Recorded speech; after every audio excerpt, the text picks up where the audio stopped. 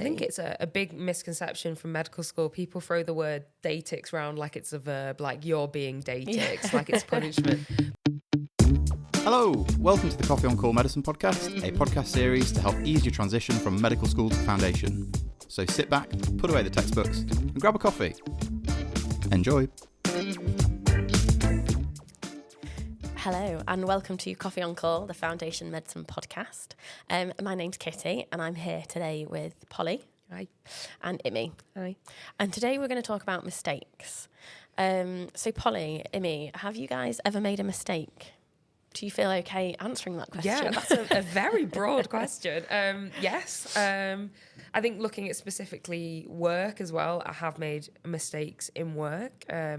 I think, Thanks for clarifying that. Yeah, and in my general life as well.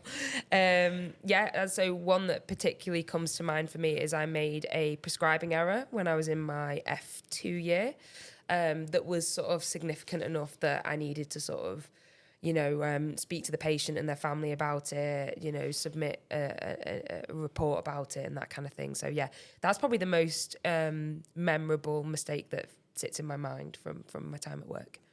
And how did you feel about it then, and how do you feel about it now, looking back? At the time, it felt like the world was about to eat me, and I just wanted to disappear into the floor. So it happened whilst I was on a really, really horrible, busy weekend on call on paediatrics. So firstly, with children and patients, which is obviously quite a vulnerable group and not somebody that you want to unintentionally be potentially bringing harm to. During a weekend on call that was really busy, and I didn't find out until the next day, so on the Sunday, when it was just sort of casually mentioned in handover that there'd been an error, and I suddenly was like, oh, that was me yesterday. Yeah. And then just wanting to absolutely disappear, and the thought of having to do another 12 hours was not good. Looking back on it, I had a very good team around me, great support from my supervisor and things. And now, like, having seen other people make mistakes or, been in near miss situations with colleagues or anything, or myself, I think I realised that you probably haven't been doing the job long enough if you haven't made a mistake. All we can really hope is that, you learn from it, you take away the learning lessons that you need to from it, and then now I sort of look back on it as actually, that was a really great example of how sometimes things just come together in a way that means mistakes happen and you can just learn from them and try and avoid it in the future. Yeah, absolutely. You've mentioned a couple of things there that I'm going to come back to. The first one is that it happened on a really busy on-call, and the second is talking to the patient. Mm-hmm. But before I come back to those things, how about you and me? Do you want to talk about a mistake that you've made at work? I think the honest answer is no. I think doctors are very uncomfortable talking about mistakes. Yeah. I think by nature, a lot of us are perfectionists. You've got high standards, you meet those high standards, I think anyone would feel quite uncomfortable saying they've done something sort of wrong, in inverted commas, but we are also people and people make mistakes. That's to err is human, isn't it? So that wasn't me, by the way. That was a quote.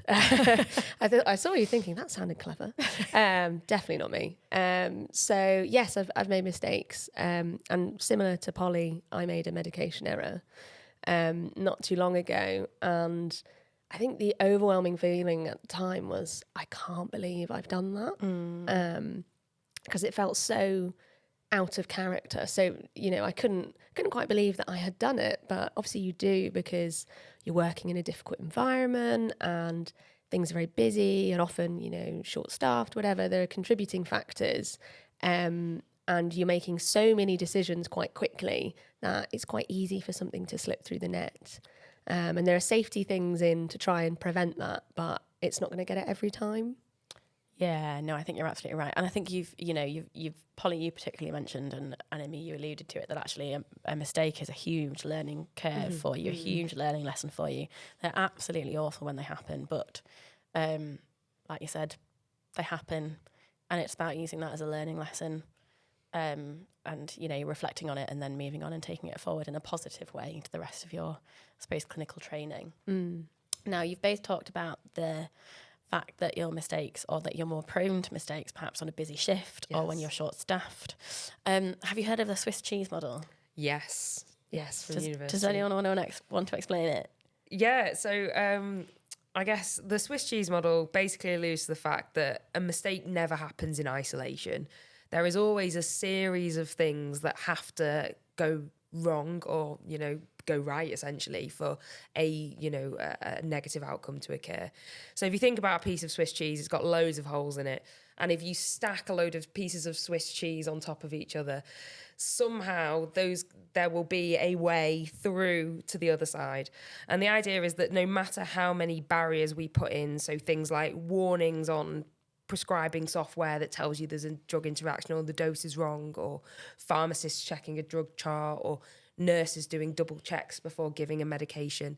Sometimes the situations occur where, despite all of these checks, things can just slip through and go wrong. And so the Swiss cheese model is basically saying that there has to be a sort of multiple things that happen for an error to happen. And I think the reason that it's quite important to be aware of it and sort of understand it as a doctor when you make a mistake is because sometimes it can feel like, particularly with things like prescribing, that often feel like quite a big responsibility and something that is a very, particularly when you first start, something that's quite stressful, is that for an error to occur, it's not just you that's caused the problem. There's other things that have gone on in the background as well. That was a beautiful explanation of the Swiss cheese model. Much better than I could have done. Thank you very much. But yeah, I think the thing that I've taken from that as well is actually, when you're prescribing and when you're doing things clinically, often there are lots and lots of checks for you, for pharmacy, for someone else to go through, that can sometimes feel a little bit arduous on the ward, but actually they're there to stop those holes lining up. So they're there to help you and protect you. So even if they can feel a little frustrating at times, just remember that they're there for you and to reduce the risk of those mistakes. So when either of you made your mistake, do you want to talk about what you did personally and professionally? Yeah, so sort of not dissimilar to Polly, when I found out the next day about my mistake, because it had happened out of hours. And as we said, with the Swiss cheese model, for example, most pharmacists don't work after sort of 5, 6 p.m. So it was actually one of them who picked it up the following morning. So I found out sort of fairly publicly on the ward, which I felt very embarrassed about. But actually it doesn't matter, because the right thing to do is to step forward and take responsibility, even though sort of inside you're thinking, oh my goodness, I can't believe I've done this, I want to hide. The professional thing to do is to hold your hands up and go, oh yeah, guys, that was me. And then you need to think about, what do I do in this situation? So for me, I kind of went into it work mode. So you need to inform your senior. So I told the consultant I was with, I said, look, this has happened. You need to inform the patient. So there's this concept called duty of candour that I think most people should be familiar with. So for the audience, it's the duty of candour means being honest, essentially, when a mistake has gone wrong. So you need to inform the patient, the person it affects, their loved ones. You need to say, I made a mistake. This is what the mistake was. These were the consequences. This is what I've done to mitigate the harm, if there was any, and change practice moving forward, and offer them things like PALS, which is sort of the patient liaison service. So if they would like to make a complaint, or if they'd want to speak to someone more senior and take it further. So it basically means being honest and owning up, which I think is a really important thing, because I think most patients and relatives are fairly understanding that you didn't do this on purpose. We're all in medicine because we want to help people. And I think they really respect you taking responsibility and saying, look, this happened and I'm really sorry. I think you run into trouble if people try and sort of cover things up or lie. That's definitely not the right thing to do. So even though it's scary in the moment, stepping forward, taking responsibility, identifying, was there any harm? What do I need to do for the patient medically to mitigate that harm?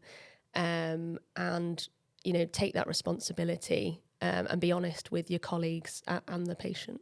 Yeah, you're absolutely right. And actually, as a healthcare professional, as the doctor, we have a professional duty to do all of that, and also to make sure it's all documented, and it's all documented clearly as well.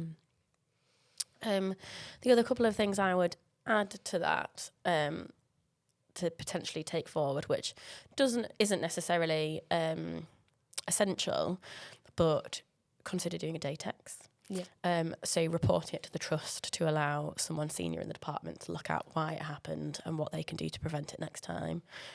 Reflecting on it in your portfolio. Mm-hmm. And, you know, talking about it openly with your colleagues, with the ward staff, and actually looking at how you can reduce the risk of that happening again. And actually talk to others about what you can do, what they can do to reduce the chance of that happening again. I think sometimes there are frameworks. Polly, did you mention that you've used one? Yeah, so I actually had a really great clinical supervisor at the time, and I emailed her on that Saturday and was like, oh, sorry, it would have been the Sunday morning. I was like, oh, I've made a mistake. Can we just arrange a meeting and can we chat about it? And so I came to this meeting thinking it was just really going to be a bit of a chat. And actually she showed me this thing and it was called the Yorkshire Contributory Framework. And it's basically a way of basically using kind of the Swiss cheese model to look at why mistakes happen. And I, at the time, was very much like, I did this is why I've done it wrong. You know, I feel awful. I shouldn't have done this. It was just entirely my mistake. And she got me to take a step back using this framework. And it basically looks at things like situational factors, sort of emotional factors, work environment, patient factors. So the fact, you know, it's like I was dealing with children and it was the first month of the job. So it's very unfamiliar sort of patient population. Things like it being, you know, unfamiliar medications, that kind of thing, communication factors. And you look at this whole range of things that contribute to a mistake. And we went through this sort of checklist of different things that can contribute to errors. And by the end of it, we had something in pretty much every single box. And so she then sort of stepped back and went, so looking at this now, would you say that it was entirely just based on you and your actions alone that this mistake happened? And the answer was, well, no, there was actually a huge amount that went through to it. And I think talking to people, particularly people who are more senior or more experienced than you, and using things like frameworks to look at stuff can be a really helpful way of reflecting on it. And I do think communicating is so important. I mean, even prepping for this episode, we were talking about, as doctors, we keep quite quiet and quite personal to yourself. And actually having these open conversations can mean, find out actually everyone's been there. And having a little bit of peer support can be really helpful. And I think you're right. I think you've hit the nail on the head at the end there. Is just making sure that you've got peer support and make sure you're looking after you as well. And actually, you know, you did absolutely the right thing by getting advice from your clinical supervisor. And it sounds like they had a significant impact on the way that you viewed your input with that mistake, which I think is really important. I think that framework's really helpful as well because you can identify, was there anything that could be changed, you know? Yeah. And that's why something like submitting a datex can help because actually they might say, oh, do you know, this has happened to 2 other doctors and, you know, we need more staff. Or, oh, you know, actually I think we need to put an alert on this medication so that this doesn't happen again. Because what we all want is patient safety. So it's about thinking, how could we prevent this? And how could we learn from this? You know, what are you going to do differently? I think it's a big misconception from medical school. People throw the word datix around like it's a verb, like you're being datix, like it's punishment. But actually all those sort of instant reporting tools, the idea of them is to be like, look, this is a thing that happened that shouldn't have happened. Let's look into it and see why it did. And they're not blame pointing. And we learn from mistakes. And 9 times out of 10, these aren't things that end up coming back to be like, oh, you're in trouble about this. It's actually just like, okay, well, let's look at seeing how we can prevent this in the future. Yeah, you're absolutely right. So interesting that you've both had prescribing errors. I've got a statistic on prescribing errors if you'd like to hear it. I really would to. So 237 million medication errors are made each year in the NHS. And 21% of those are made during the prescribing stage. Okay. Does that surprise you? What do you think of that? I think that's maybe a bigger number than I thought it was going to be. Yeah, that's quite a lot. So when it comes to prescribing, would you have any tips to give? I think prescribing is a very important task and deserves the respect that it needs. And I think we're very, particularly in busy NHS environments on the ward, it's not uncommon to be prescribing whilst you've got a laptop in one hand mid-ward round, or you're sat at a desk with a phone that's ringing and people asking you questions. And prescribing is something that should be given the respect it needs. And if you need 2 minutes to sit down quietly and prescribe something you've not prescribed before, using the BNF, then that's fine. You're allowed to say, look, I can't be interrupted for a minute. I've not prescribed this drug before. Can I just have a minute? So I think that would be my biggest tip, is that give yourself the time and the space to prescribe properly, and use the BNF and things in a quiet environment when you're first starting out. Yeah, totally agree. Take your time.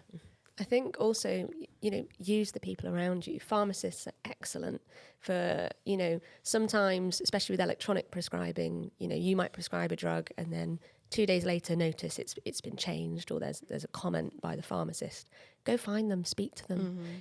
Sorry, can I just clarify, what did I do this wrong, or why was this? And it might be something simple like, the ward doesn't stock that, or, this formulation's better. Or they might say, there's actually a drug interaction between, I had one the other day, levofloxacin lowers the seizure threshold, which I'm sure I knew at some point, but had escaped my brain. So, there's all these things. So there's a reason why there's a team of people in the NHS. Yeah. Medicine's a team sport. Yeah, absolutely. And they can all help you catch these things. And the nurses are invaluable as well. Sometimes when you're a new F1 and you're unfamiliar with the logistics of prescribing, you might prescribe something that, BNF says to give this. And then, the sister in the ward might come and find you and go, it doesn't come in that size ampule, or we don't stock that, could we do... Yeah, what's it diluted in? That's Exactly. Yeah. So sometimes there's some real world elements that the people around you can really help with. Yes. The other thing that you've mentioned there is online prescribing. Now, I'm of the era, I started being a junior doctor with paper prescription charts. I think it was papyrus, wasn't it, Kitty? But actually, they're all now online. And often when you're doing prescription online, you get notifications say, if this is a duplication medication, if there's an interaction. And what I would say is look at those notifications and pay attention to those notifications. And often, there are so many notifications that it's quite easy to get notification fatigue. Yeah. But just take 30 seconds to just read the screen. Mm-hmm. Take the advice. Yeah, there's always use the tools you've got around you. If you've got, an e-prescribing that's going to give you warnings, or has got a formulary, if your trust has its own formulary, use the BNF online. If it's the middle of the night, I still will look up the dose of ibuprofen before I prescribe it sometimes, because I just can't remember it sometimes. Yeah. And it's always fine. Use the resources you've got. Yeah. We thankfully no longer work in a time where you have to find the single ward BNF that lives somewhere. Yes. So you can get the BNF on your phone, can't you? Yeah, it's on the phone, it's on the computer, all of these technological things. And actually, a lot of the time, trusts have their own guidelines about what to prescribe when and what days to prescribe then. And you can even get some trust guidelines on your phone as well. Yeah. So particularly with antibiotics is a really common one. So before we finish, I also had the opportunity to speak to a friendly pharmacist about what tips they would give. So I thought I'd impart some knowledge from a pharmacist as well. And their top tip for foundation years and for early doctors prescribing was prescribe the regular medications early and accurately, particularly paying attention to those time critical medications. So for things like Parkinson's disease, anti-epileptics, or for example if a patient's on steroids, make sure that they're prescribed and not stopped abruptly. And we had a bit of a conversation before the podcast, and we sort of said, actually, if we're in a really busy shift and we're trying to do several things at once, we will just stop what we're doing, prescribe those time critical or those urgent medications, and save the statin for tomorrow. Yeah, exactly. I mean, I'm in emergency medicine. In department we give those time critical and important ones like the anti-epileptics, the insulins, but it's not going to kill you if you miss one statin. One would hope not. So, those other medications, which understandably people worry about, but they can wait till the next day. Because what you don't want to do is rush, prescribe them all wrong, give them all wrong, when that could have waited till tomorrow. Yeah. absolutely. And his other tip was, if any doubt, just ask the pharmacist. And I feel like I'm on the phone to the pharmacist all the time. Yeah, I know them by first name. They're very friendly. Absolutely, but they are very friendly. No, and they are. And they're there to help, and they're there to help us and reduce that chance of mistake. So great. Well, thank you very much, guys. Before we finish, if you could pick one top tip about, making mistakes or prescribing, what would it be? Or one for each? I think from a mistakes point of view, it's that expect that one's going to happen. And if you go into sort of F1 and F2 thinking, at some point, actually, I'm probably going to make an error here, and be prepared for that, and then just reach out to the people around you. And from prescribing, I think I'll reiterate it. Treat prescribing with the respect it deserves, and you deserve time and space to do it properly. So don't let people interrupt you if you need to have a little bit of time to get some meds right. Great. Thank you, Polly. Yeah, I think trying not to be completely similar. But for mistakes, I would say one of the biggest learning points I took from mine was remembering that I'm a human. It's going to happen and I need to fuel up my tank. So, one of the factors was I hadn't had a break that day. We were short-staffed. I was really hungry. You don't expect an athlete to perform really well if they're hungry and they've not slept. So, top up your own fuel tank so that then you'll be better at the job. Normally you can find 5 minutes somewhere, to have a wee, an emergency cereal bar.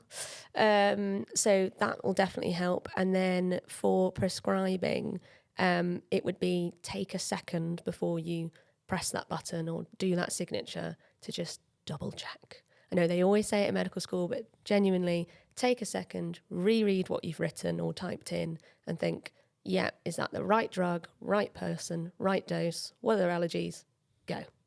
Yes, great. No, I love those. Thank you very much. I think my tip or my advice would be that actually duty of candour is not optional. Be honest, speak to your senior, speak to the patient, tell them about the potential consequences of the mistake, tell them it was a mistake, and tell them what you're going to do to reduce the chance of it happening again. And that's really, really important to carry out that professional duty.